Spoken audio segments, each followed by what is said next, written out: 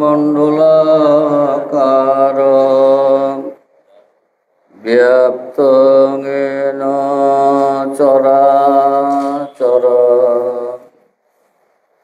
तत्पदं दर्शितं येन तस्मै श्री गुरवे नमः। ओम गुरुर्ब्रह्मा गुरुर्विष्णु गुरुर्देवो महेश्वर गुरुरेव परं ब्रह्म तस्मै श्री गुरवे नमः। ओम मूकं करोति वाचालं पंगुं लंघयति गिरिं यत्कृपातमहं वन्दे परमानन्दमाधवम्।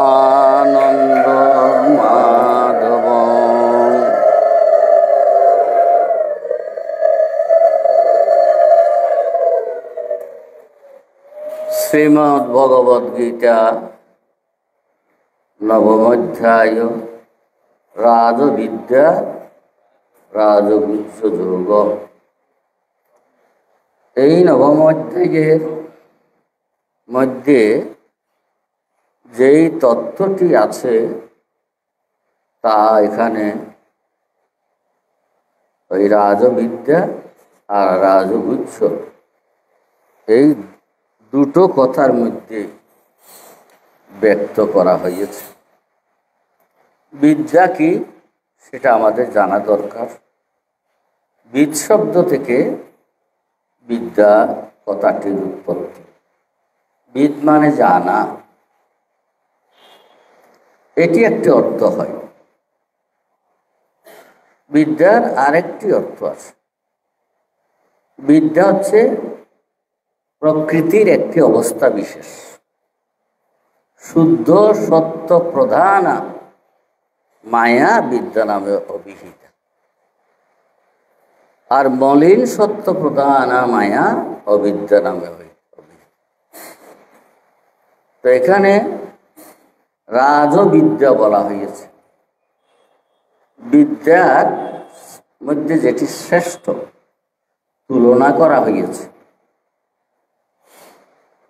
আমরা তো অনেক কিছু জানি, তো এই জানার মধ্যে তফাৎ আছে।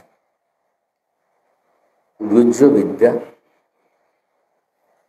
গুহ্যতর বিদ্যা, গুহ্যতম বিদ্যা, এইভাবে তফাৎ আছে। আমরা যখন আমাদের জীবন ধারণের যে প্রয়োজন, সেই প্রয়োজনে যা আমাদের জানা দরকার সেগুলো এক ধরনের বিদ্যা, তাকে অবিদ্যা নামে আখ্যায়িত করা হয়।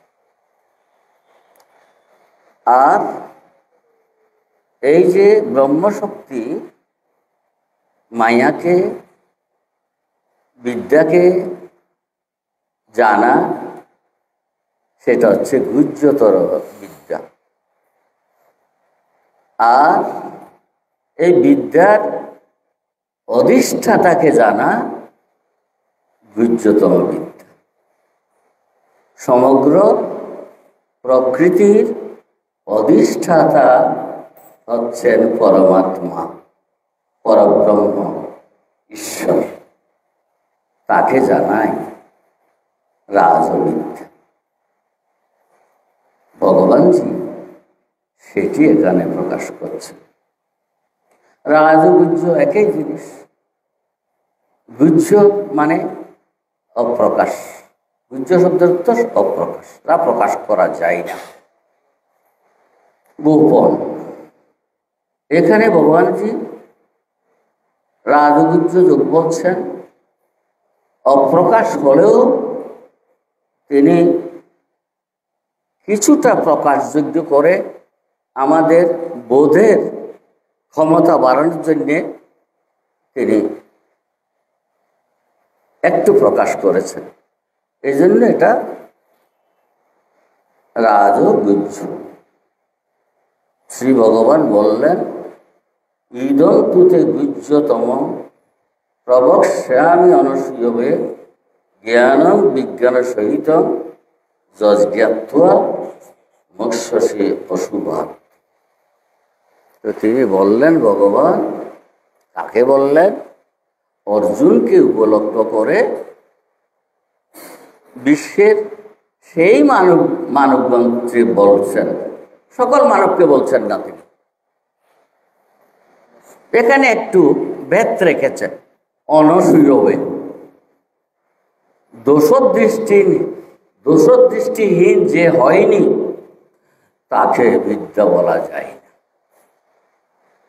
তাই অর্জুনকে তিনি দোষদৃষ্টিহীন এই উপমা দিয়ে জগতের সকল মানুষের মধ্যে যারা দোষদৃষ্টিহীন তাদের জন্য এই বিদ্যাগুলো বলছেন, এরূপেই বুঝতে, সকলের জন্য নয়।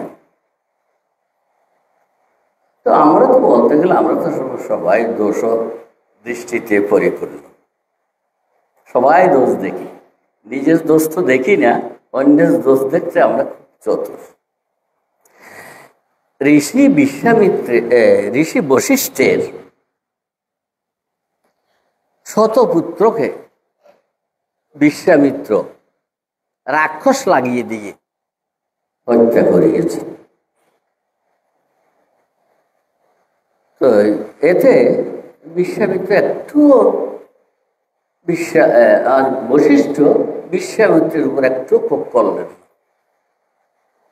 তিনি বিশ্বামিত্রের দোষটা দেখলেন না, তিনি দেখলেন কার্য কারণ সম্বন্ধ। তার পুত্রগুলো পূর্ব জন্মের কর্মের ফলে এরূপ মৃত্যু সংঘটিত হবে, তাই তার ক্ষোভ হল।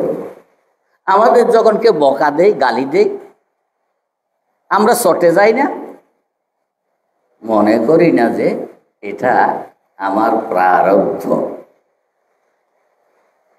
এটা আমাদের সেন্স আসে, আমাদের দোষ দৃষ্টি আছে। বাবাজিকে, আমাদের গুরুদেবকে শুয়াবিলে তিনি সন্ন্যাসী বাবা যখন ছিলেন, তখন এক গৃহস্থের গরু মাঠে খুঁটি গেড়ে চড়তে দিয়েছে। তো গরুটা ওইখানেতে বালি বেশি, মাটিতে বালি, তাই গরুটা খুঁটি উফরাইয়া খেতে পড়েছে। খেতে যখন পড়ল, তখন গৃহস্থ এসে সন্ন্যাসী বাবাজিকে বললেন, এই ছোট মহারাজ গরু খুঁটিটা উফরাইয়ে দিয়েছে, খেতে পড়েছে। সন্ন্যাসী বাবা কি করলেন? এই ক্ষমা চাও, গৃহস্থের কাছে ক্ষমা চাও। সন্ন্যাসী বলার সাথে সাথে বাবাজি ক্ষমা চেয়ে নিলেন। তিনি বললেন না, আমি খুঁটি উফরাই নাই। দেখেছ, এরূপ যারা দোষ দৃষ্টিহীন তাদের জন্যই এই তথ্য ভগবান প্রকাশ করেছে।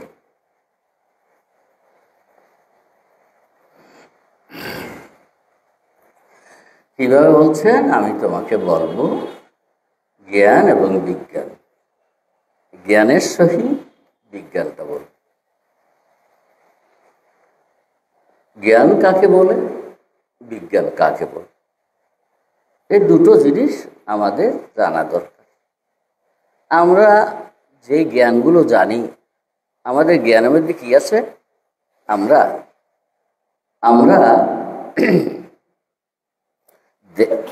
ভরণ পোষণ, অর্থ উপার্জন, আমাদের জীবন উপকরণ সংগ্রহ, জীবন পরিচালন ইত্যাদি বিষয়ে আমাদের জ্ঞান আছে।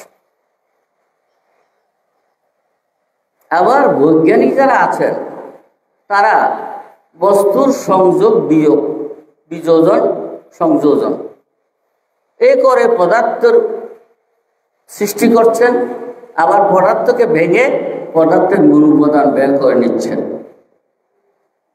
এটাও তো জ্ঞান, আমাদের ভাষায় বিজ্ঞান। কিন্তু না, ভগবানজি ওই সমস্ত সাধারণ জ্ঞানের কথা বলেননি, এগুলো সব অজ্ঞান, এগুলো জ্ঞান নয়। কেন অজ্ঞান? অজ্ঞান মানে মানে অল্প, জ্ঞান মানে কি? অল্প জ্ঞান, সীমিত জ্ঞান। অজ্ঞান মানে জ্ঞান নাই নহে, সীমিত জ্ঞান। ভগবানের সীমিত জ্ঞানের কথা বলছেন না,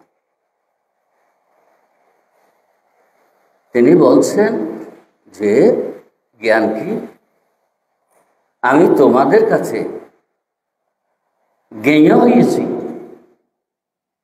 যে অবস্থানে, সেটি জানার নাম জ্ঞান। আমি যে জ্ঞেয় হয়েছি, আমি যে জ্ঞেয়ের অতীত একটি অবস্থা আছে, তোমাদের কাছে জ্ঞেয় হয়েছি, এটা হচ্ছে তটস্থ লক্ষণ, আমার স্বরূপ লক্ষণ নয়। আমার স্বরূপ লক্ষণ জানাটাই হচ্ছে বিজ্ঞান। আমি তোমাদের আমার এই যে তটস্থ লক্ষণ, সেটার কথা বলছি, আর স্বরূপ লক্ষণ সেটাও বলছি। এই জন্য জ্ঞানের সহিত বিজ্ঞান বলছি তোমাদের। তো কিভাবে ভগবান আমাদের জ্ঞেয় হইয়াছেন, আগে একটু বলেছি, শুদ্ধ সত্য প্রধান ব্রহ্মশক্তি বিদ্যা নামে অভিহিতা। এই বিদ্যায়, এই মায়াতে অনুসৃত যে ব্রহ্ম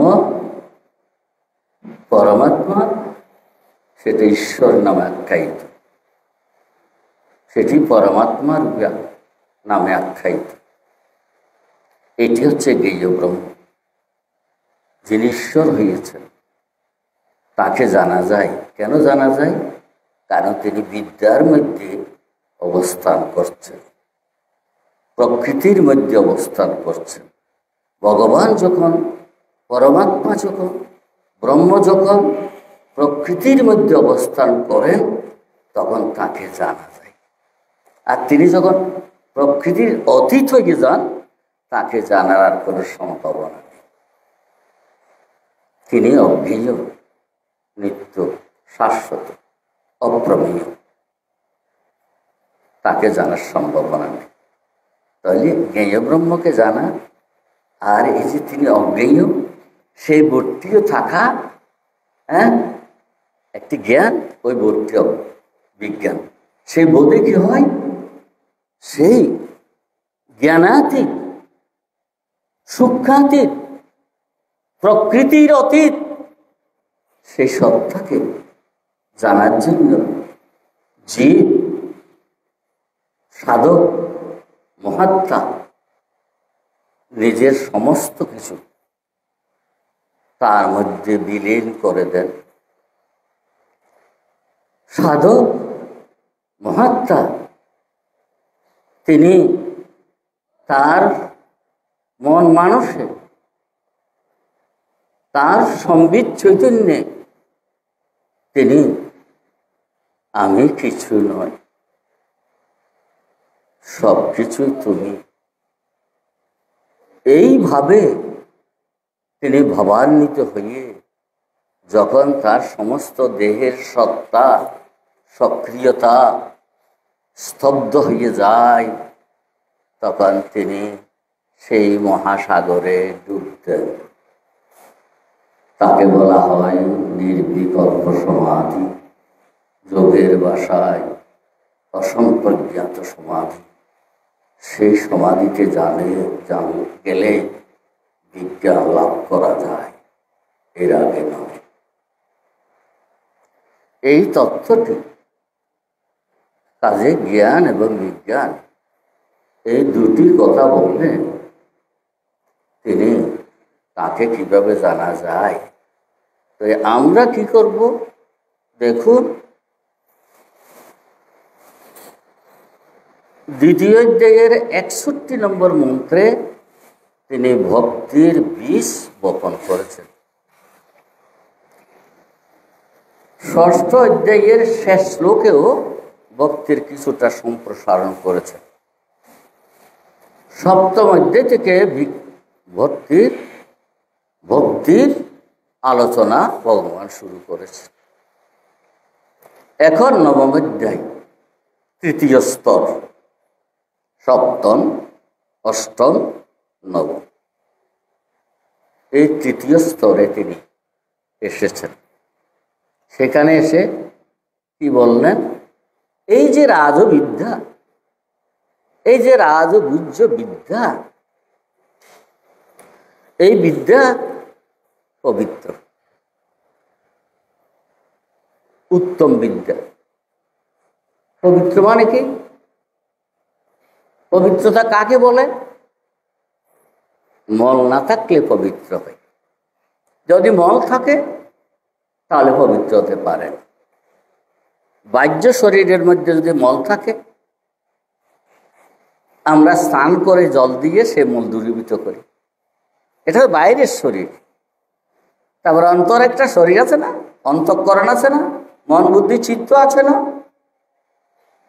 সেখানে যদি মল থাকে, কাম, ক্রোধ, লোভ, মোহ, মদ, মাৎসর্য, অভিমান, অহংকার, হিংসা, বিদ্বেষ, এগুলো যদি থাকে অন্তঃকরণে, তাহলে মল হল অপবিত্র।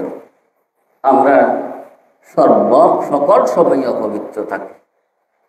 আমাদের মনের মধ্যে, অন্তঃকরণের মধ্যে এই হিংসা, দেশ, রাগ, কাম, ক্রোধ, লোভ, মোহ ইত্যাদি ভেদাভেদ মল থাকে। তা কখন পবিত্র হল?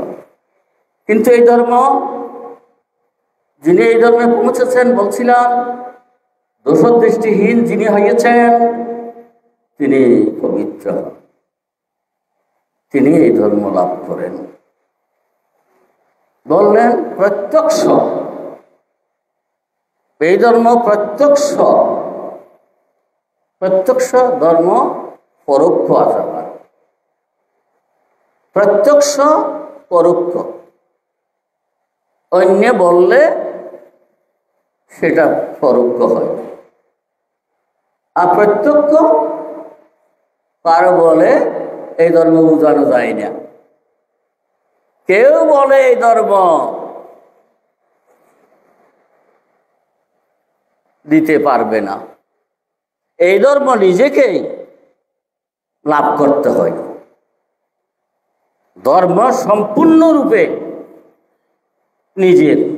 নিজেকেই অনুসন্ধান করে, ধ্যান করে লাভ করতে হয়। ধর্ম কারো কাছ থেকে পাওয়া যায় না। আমরা যেগুলো পাই সেগুলো কতগুলো সংস্কার, কতগুলো মনকে তৃপ্তি করার মতো কিছু কথাবার্তা মাত্র। কিন্তু আমরা প্রকৃত ধর্ম লাভ করি না। প্রকৃত ধর্ম সাধন করে লাভ করতে হয়। এটা নিজের একেবারে নিজের। আমি ধ্যান করে, আমি গবেষণা করে, আমি আত্মনিবেদন করে আমি যে ধর্মটা লাভ করি, সেটা হলো আমার প্রত্যক্ষ। এটাকে অপরোক্ষ বলা হয়। এটা অপরোক্ষ, অন্যের কাছ থেকে পাওয়া যায় না। তাই ভগবানজি বললেন প্রত্যক্ষ, কাউকে লাগবে না এই ধর্ম লাভ করতে। এই ধর্ম নিজে নিজেই লাভ করতে পারো, কারো উপর নির্ভর করতে হবে না।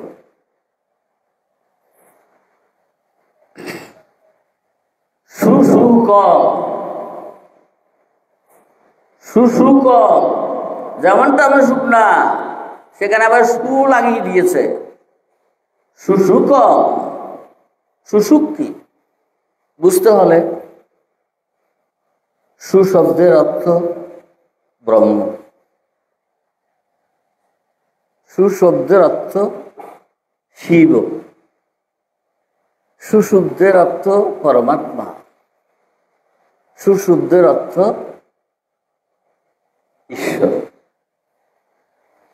যাকে লাভ করলে যেই অনুভূতিটা জাগে, হ্যাঁ, ঈশ্বরকে লাভ করা, ব্রহ্মকে অনুভব করার কারণে যে অনুভূতি জাগে সেটাই সুখ।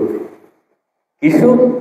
ঈশ্বর লাভের সুখ, তাই সুসুখম। ব্রহ্ম লাভের সুখ, আত্মা লাভের সুখ, সুসুখম। কর্তুমব্যয়ম,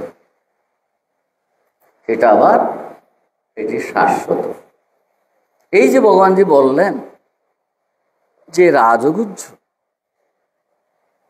রাজবিদ্যারু যে ধর্ম কথা, যে গুহ্য কথা তিনি প্রকাশ করলেন, অশ্রদ্ধ জানা পুরুষ। যে সমস্ত মানুষের মধ্যে শ্রদ্ধা নেই তারা সেই ধর্ম লাভ করতে পারে না, তারা লাভ করতে পারে না। আমি কেমনে আছি তিনি বললেন, আমি দেখো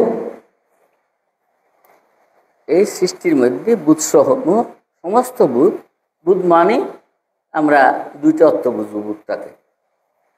একটা হচ্ছে ক্ষিতি অদেশ মরুদ বোম, এটা হচ্ছে বুধ। আর একটা হচ্ছে এই ক্ষিতি অদেশ মরুদ বোম দিয়ে যা তৈরি হয়েছে, এই ভৌতিক বস্তুগুলো, এটা বুধ। যেমন মানুষ, মানুষ একটা বুধ, কারণ ওই বুধ দিয়ে তৈরি। পশু পাখি কীট পতঙ্গ এগুলো বুধ। হ্যাঁ, বুধ সমূহ আমাদের আছে, আমি তাদের মধ্যে নেই। বিপরীত কথা, বুধ সমূহ তার মধ্যে আছে,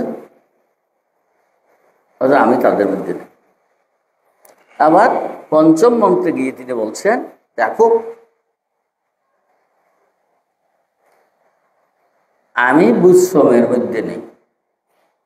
চতুর্থ মন্ত্রে বললেন বুধ সমূহ আমার মধ্যে আছে, আমি তাদের মধ্যে নেই। আর পঞ্চম মন্ত্রে গিয়ে বললেন আমি বুধ সমূহের মধ্যে নেই, বুধ আমার মধ্যে নেই, আমার মধ্যে নেই। আমার এই ঐশ্বরিক যোগ তোমরা অনুভব করো, তারা আমার মধ্যে কেমনে নেই। একটা উপমা দিয়েছেন ভগবানজি। কি উপমা? আকাশ এবং বায়ু। বায়ু থাকে কোথায়? আকাশে। আকাশের সাথে তার কোনো সম্পর্ক নেই। আকাশের সাথে কিছুই আকাশের মধ্যে থাকে না। সব আকাশের মধ্যে থাকে, কিন্তু আকাশ কারো ভিতরে থাকে না।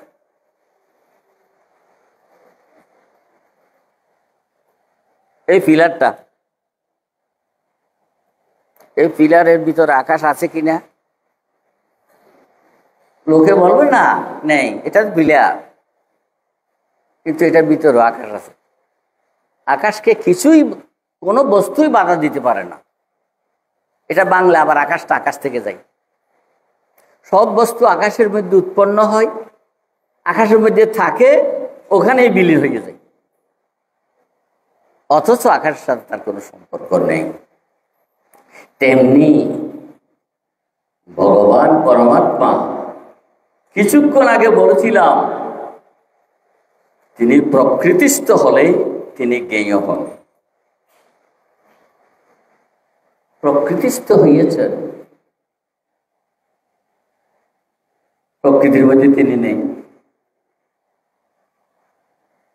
কারণ তিনি প্রকৃতির মধ্যে থাকতে পারেন না। প্রকৃতি হচ্ছে সূক্ষ্মতম অবস্থা। প্রকৃতিটা হচ্ছে বস্তুর সূক্ষ্মতম অবস্থা, আর পরমাত্মা তিনি সূক্ষ্মাতীত, সূক্ষ্মেরও অতীত। তাই তার ওখানে থাকার কোনো সম্ভাবনা নেই। কিন্তু আমাদের বোঝার জন্য তিনি বলেন আমি আছি তোমাদের ভিতরে। কি রূপে আছি? আত্মা রূপে। তোমাদের মধ্যে আত্মা রূপে আছে। তুই আত্মা রূপে থাকলে তো তাহলে আমার শরীরের ভিতরে আত্মা আছে দেখা যায়। আমরা বুঝলাম না আত্মা আছে না আমাদের শরীরের ভিতরে? নাই নাই নাই। এই শরীরটাকে যদি খণ্ড খণ্ড খণ্ড করে অনুপরমাণুতে রূপান্তরিত করা হয়, কোথাও আত্মা খুঁজে পাওয়া যাবে না।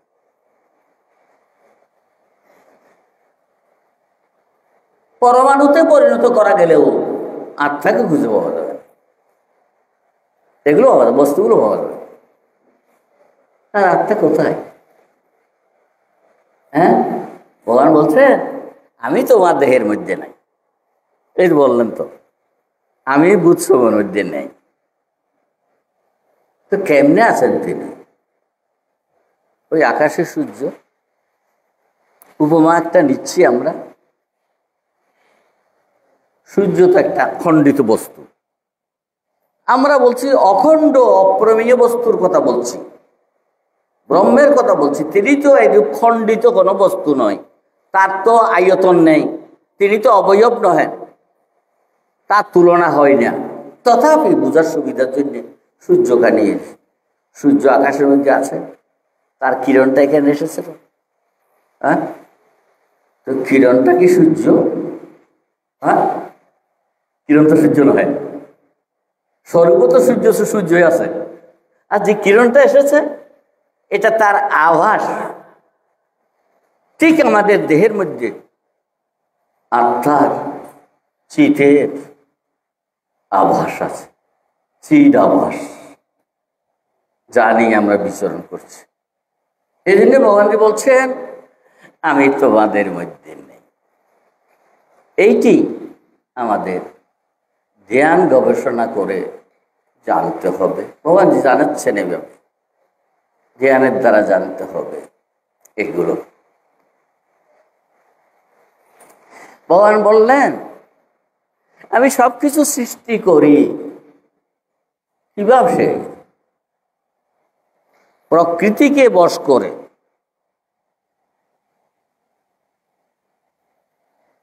প্রকৃতিকে বশ করে আমি চরাচর বিশ্ব ব্রহ্মাণ্ড, প্রাণী জগৎ, জীবজগৎ, স্থাবর জঙ্গল সবকিছু সৃষ্টি করি। তো এখন প্রশ্ন আসবে, ভগবান আপনি তো সৃষ্টি করলেন আমাদেরকে, তাইলে আপনি আমাদেরকে যেমনি ভাবে বানিয়েছেন তেমনি হয়েছি, তো দোষগুণটা আমাদের কেন হবে? আমরা যারা সাধারণ মানুষ, এই ধরনের প্রশ্ন আমাদের মধ্যে এসে থাকে, দোষটা ভগবানের গায়ে চাপাবার জন্য। তো ভগবান বলছেন দেখো, কল্পের আরম্ভে আমি সৃষ্টি করি, কল্পান্ত আবার লয় করি। কিভাবে করি? আমার কোনো হাত নেই সেখানে। তোমরা পূর্বকল্পে যেরূপ নিজেকে গঠন করেছ, যে রূপভাবে কল্পারম্ভে তোমাদের সেইভাবে সৃষ্টি করা হয়। আমার তো হাত নেই। তুমি তো নিজেকে নিজে গঠন করে নিয়েছ পূর্ব জন্মে। আগামী জন্মে তুমি কি হবে, কিরূপ হবে, তোমার চেহারা কিরূপ হবে, তুমি কি ফর্সা হবে না কালো হবে না তামাটে রং হবে, ইত্যাদি ইত্যাদি ইত্যাদি ইত্যাদি, তুমি কেমন হবে আগামী জন্মে, তুমি সব ঠিক করে ফেলেছ ওই জন্মে। তো এবার জন্ম হতে, আগামী জন্ম হতে তুমি তোমার দেহটা তো তৈরি করে রেখেছ, সেভাবেই এসেছ। তোমার অন্তঃকরণটা তৈরি করে রেখেছ, তুমি সেভাবেই এসেছ। কাজেই আমি এখানে কর্তা নই, আমি কিছুই করি নাই, আমি ওখানে নির্লিপ্ত, আমি লিপ্ত নই। সব তোমাদের উপর। আমি কি করেছি জানো? আমি তোমাদের কি করি? এই যে তোমার দেহটা আছে, তোমার ইন্দ্রিয়গুলো আছে, তোমার অন্তঃকরণ আছে, হ্যাঁ, আমি কি করি? সেগুলোকে অ্যাক্টিভেট করে দিই, ক্রিয়ান্বিত করে দিই, সে ক্রিয়াশীল হয়ে যায়। তো ক্রিয়াশীল যখন হয়ে যায়, তার ইচ্ছা মতো সে ক্রিয়া করতে পারে। আমি ওখানে নেই, আমি কাউকে এই ক্রিয়া করো, এই ক্রিয়া করো, এই ক্রিয়া করো, এইসব আমি বলি না। তার ইচ্ছা মতো সে ক্রিয়া করতে পারে। তো তুমি ইচ্ছা করেছো আমি চুরি করব, তো আমি কি করবো? ওখানে সূর্য আকাশে বসে আছেন, তিনি সবাইকে আলো দিচ্ছেন। কে চুরি করছে তাকেও আলো দিচ্ছেন, সে ভালো করছে তাকেও আলো দিচ্ছেন। হ্যাঁ, তো সূর্যকে দোষ দিতে পারবে কেউ? তোমার আলোর কারণে কেউ চোর হয়েছে, কে ভালো হয়েছে? পারবে না। ঠিক ভগবানজির সেরূপ আমাদের দেহ, ইন্দ্রিয়, অন্তঃকরণ সব কিছু অ্যাক্টিভেট করে দিয়েছেন, তাদের একটি স্বাতন্ত্র্য দিয়েছেন। তুমি তোমার ভালো মন্দ তোমার হাতে দিয়ে দিলাম, আমার উপর রাখি নাই, তোমার হাতের উপর দিয়ে দিলাম। এখন তুমি নিজেকে কিভাবে চালাবে সেটা তুমি ঠিক করো। বুঝেছেন? এইটি হচ্ছে সনাতন কথা, এইটি হচ্ছে সনাতন ধর্ম। যা হোক, আমাকে সময় বেঁধে দিয়েছে প্রসাদে 30 মিনিট। হ্যাঁ, তো আমি ভাবছি ভগবান কখন কিভাবে চালাইতো জানি না। আমি কথাগুলো আমি বলছি না, এখানে ভগবান যেভাবে যোগান দিচ্ছেন সেভাবে কথাগুলো আসছে। এখানে আমার কোনো কথা নেই, আমার কোনো ভাবনা নেই, এগুলো তিনি যেমন যোগান দিচ্ছেন তেমনই হচ্ছে। এটা তো ভক্তির কথা, নবমীতে তো ভক্তির কথা। তো ভগবান বলছেন দেখো, আমাকে তো লোকে নানাভাবে উপাসনা করে, কেউ জ্ঞানযজ্ঞের দ্বারা, কেউ কীর্তন করে। কীর্তন কিরূপ? হরে কৃষ্ণ কৃষ্ণ কৃষ্ণ হরে হরে, হরে রাম রাম রাম হরে হরে। এটা কীর্তন হয় নাই, আমরা এটাকে কীর্তন বলে ভেবে নিয়েছি। যখন আমরা হরে শব্দ উচ্চারণ করার সাথে সাথে হরেটা কি সেটা বুঝবো, তখন কীর্তন হবে। যখন হরেটা বুঝি নাই তখন কীর্তন হয় নাই। কৃষ্ণ শব্দ উচ্চারণের সাথে সাথে যখন তার অর্থটা বুঝেছি তখন কীর্তন হবে। কৃষ্ণ, কৃষি মানে উদ্ভব, জন্ম। কৃষ মানে জন্ম, খেতে চাষ করে ক্ষেত যেমন ফলানো হয়, এটা জন্ম দেওয়া হচ্ছে না? কৃষ জন্ম, ন কৃষ্ণ, ন মানে যিনি রহিত করেন, না করে দেন, জন্মটাকে যিনি না করে দেন তিনি কৃষ্ণ। এটা যদি আমরা বুঝতে পারি তাহলে কীর্তন হল।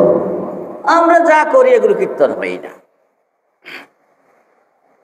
কীর্তন মানেই পরমেশ্বরকে, পরমাত্মাকে, পরব্রহ্মকে তার তটস্থ লক্ষণে জানা, তার স্বরূপ লক্ষণে বুঝা, অনুভব করা, এটার নাম হচ্ছে কীর্তন।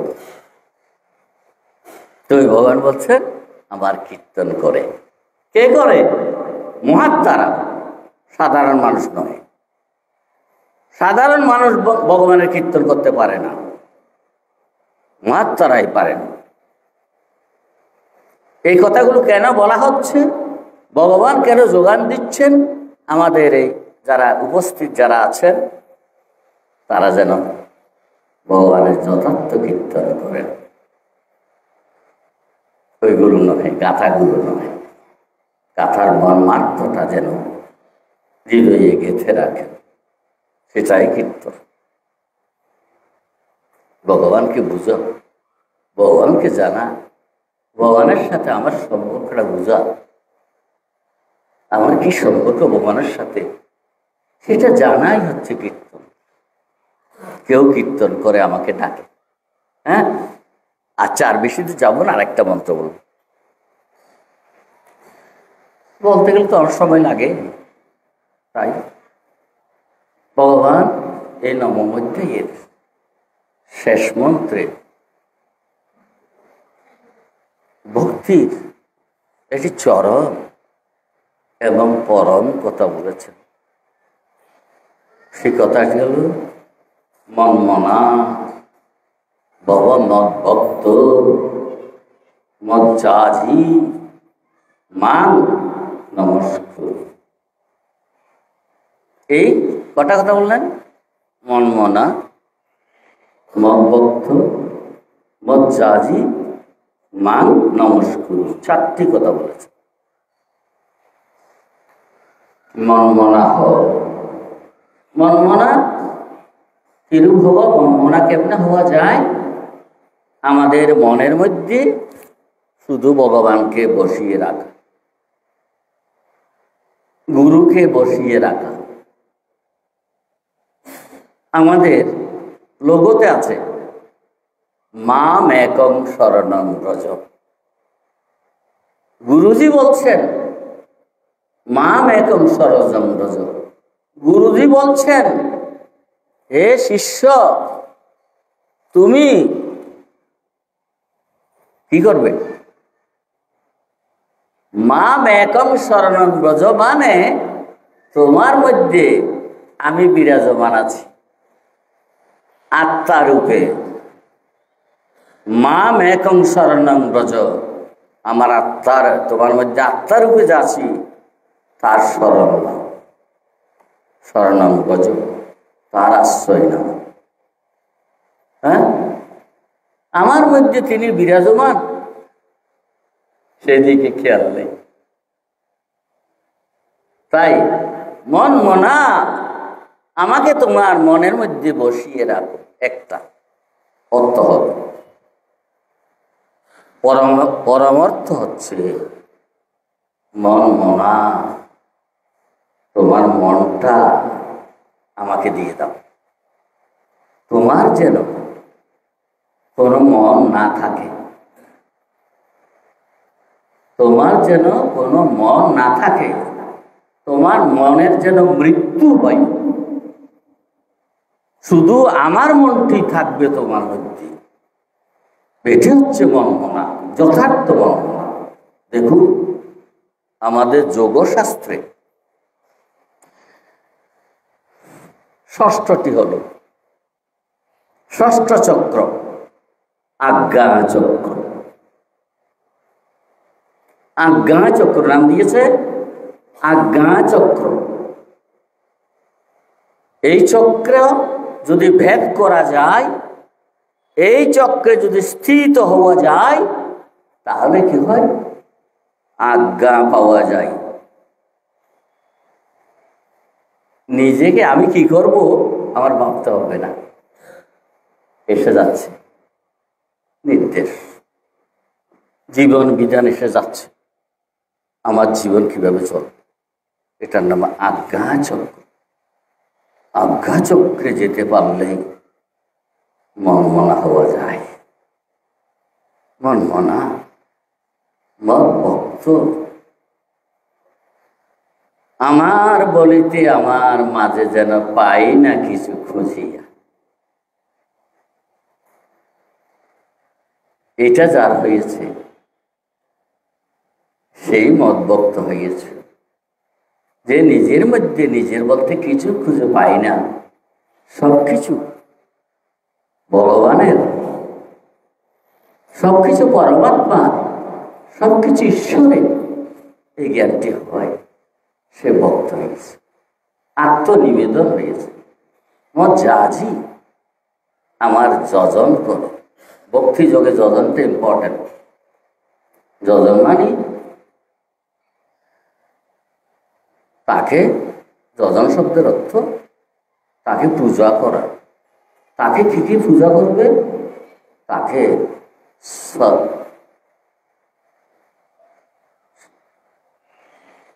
বাসুদেব, সবকিছু সর্বমিতি। বাসুদেব একটা কি আছে? বাসুদেব সর্বমিতি, মহাত্মা সুদুর্লভ। বাসুদেব সর্বমিতি, এটি যখন হয় তখন পূজা হয় যথার্থ, আর নাহলে পূজা হয় না। মজ্জা আছে মান নমস্কুরু। নম, নম মানে দিয়ে দাও, সমর্পণ করো। কি সমর্পণ করবে? তোমার কৃতকর্তবোধ, তোমার কৃতকর্তবোধ। আমি অমুক শিশির ধর, আমি সজল ধর, ইত্যাদি ইত্যাদি যে পৃথক বুদ্ধি আছে, এটি দিয়ে দেব। কারটাকে দিয়ে দেব। কার, কার মানে আকার, অবয়ব, দ্বৈত ভাব, প্রকৃতিস্থ ভাব। এই ভাবটা ভগবানের চরণে সমর্পণ করে দেওয়া। যদস্নাসি যৎকরসি যজ্জসি দদাসি যত তপস্যাসি তৎকুরুষ্ব মদর্পণ। তুমি যা কিছু করো না কেন, তুমি কিচ্ছুই করছো না, সব আমি করছি, এটাই ভেবে নাও। তুমি করছো এরূপ ভাবো না, সব আমি করছি। সব কিছু দিয়ে দাও। ভগবান, আমি যে অর্পণ করলাম তোমাকে, এটাও তুমি। যে বস্তুটা দিলাম সেটাও তুমি, তুমি ছাড়া কিছু নাই। আমার সবকিছু তোমার চরণে। মান নমস্কার। ওম শান্তি শান্তি শান্তি। সর্বেষাং মঙ্গলং ভূয়াৎ।